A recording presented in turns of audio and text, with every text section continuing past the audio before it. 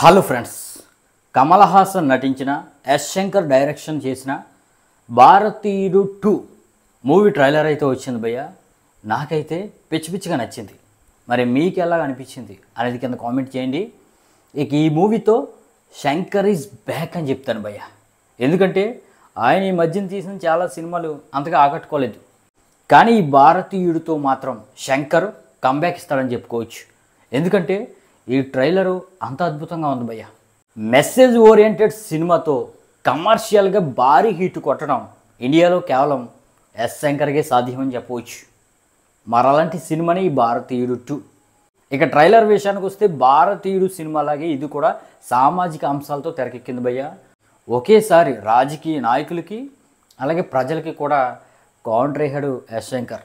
అదేమిటంటే ఉన్నోడు అవుతూనే ఉంటాడు, లేనోడు ఇంకా లేనోడు అవుతూనే ఉంటాడని ప్రజలైతే ఏడుస్తారు. కానీ సిస్టమే బాగాలేదు, సిస్టమ్ వల్లే మనకి ఈ కష్టాలని ప్రజలు ఏడుస్తారు. కానీ అసలు మన వల్ల సమాజానికి ఏం ఉపయోగం, మనం అసలు ఏం చేస్తున్నాం, మనం ఏమైనా మంచి పనులు చేస్తున్నామా? రూల్స్ ఉంటాయి కానీ రూల్స్ పాటించాం. లంచాలు తీసుకోకూడదు అంటాం, మనమే ఏదైనా పని కావాలంటే లంచాలు ఇస్తాం. ముందు మనం మారాలి, మార్పు మనతో మొదలవ్వాలి, అప్పుడే దేశం బాగుపడుతుంది అనే విధంగా ఒకేసారి అందరికీ కౌంటర్ ఇచ్చాడు ఎస్ శంకర్. ఈ ట్రైలర్ మాత్రం చాలా గ్రాండియర్గా ఉంది భయ్య. సినిమాటోగ్రఫీ కానీ ఆ విజువల్స్ కానీ టాప్ నాచ్ అనిపిస్తున్నాయి. నేను ఇంకా భారతీయుడు 2ని శంకర్ ఏదో అల్లటప్పగా అలా తీసేస్తున్నాడేమో అనుకున్నాను. కోర్టులో వేసి మరి ఈ మూవీని తీసేలా చేశారు. అసలు గేమ్ చేంజర్ ముందు రావాలి.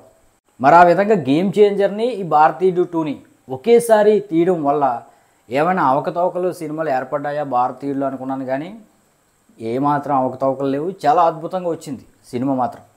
ఇక ట్రైలర్ అంతా కూడా భయ్య సిద్ధార్థ్ యొక్క పాయింట్ ఆఫ్ వ్యూలో మనకి చెప్తున్నారు. మరి సిద్ధార్థ రోల్ కూడా చాలా ఎక్కువ ఉన్నట్టుగానే తెలుస్తుంది. ఇక ఇది రెండో స్వాతంత్ర పోరాటం భయ్య. ఎందుకంటే 70 సంవత్సరాలు వచ్చింది మనకి స్వతంత్రం వచ్చి, కానీ ఏం మారలేదు. మరి ఇది రెండవ స్వతంత్ర పోరాటం నిజంగా. మరి గాంధీజీ రూపంలో పోరాటం మీరు చేస్తే నేతాజీ రూపంలో పోరాటం నేను చేస్తా అనే విధంగా మన కమల్ హాసన్ గారి యాక్టింగ్ మాత్రం చింపేశారు భయ్య. ఆయనకి యాక్టింగ్లో మనం చెప్పాల్సిన లేదు, టాప్ నాచ్ ఉంటుంది. ఇక నేను కొంచెం డౌట్ పడ్డది ఏమైనా ఉన్నదంటే భయ్య, ఎస్ శంకర్ డైరెక్షన్లో సినిమా వస్తే అటు హారిస్ జయరాజ్ కానీ లేదంటే ఏఆర్ రెహమాన్ కానీ వీళ్ళిద్దరిలో ఎవరో ఒకరు మ్యూజిక్ ఉంటే బాగా అదరగొట్టేస్తారు. కానీ అనిరుద్ధి మ్యూజిక్ కొడుతున్నాడు, ఈయనేమో మాస్ బీట్లు కొడతాడు.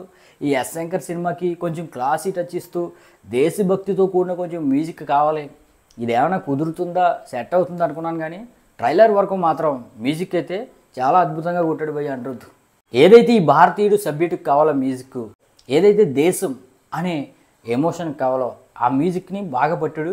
శంకర్ మ్యాడ్యూల్లోని మ్యూజిక్ కొట్టాడు, అది మాత్రం నాకు బాగా నచ్చింది. ఈ ట్రైలర్ మాత్రం చాలా బాగుంది భయ్య. మొన్నటి వరకు నాకు ఎక్స్పెక్టేషన్స్ పెద్ద లేవు, కానీ ట్రైలర్ చూసాక మాత్రం ఎక్స్పెక్టేషన్స్ పెరిగాయి. మరి నేనైతే ఈ ట్రైలర్ చూసాక ఏగర్లీ వెయిటింగ్. మరి మీకు ట్రైలర్ అలా అనిపించిందో కింద కామెంట్ అయితే చేయండి భయ్య.